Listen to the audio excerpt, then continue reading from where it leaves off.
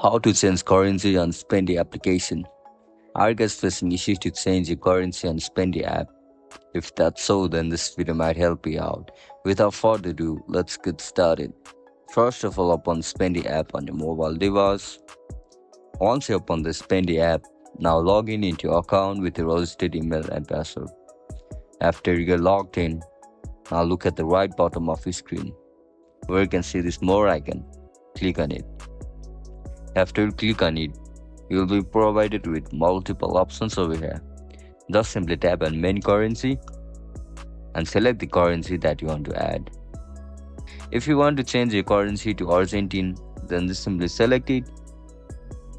And that's it guys, that's how we're gonna change our currency on Spendee application. If you guys found this video helpful, don't forget to like, share and subscribe to our channel.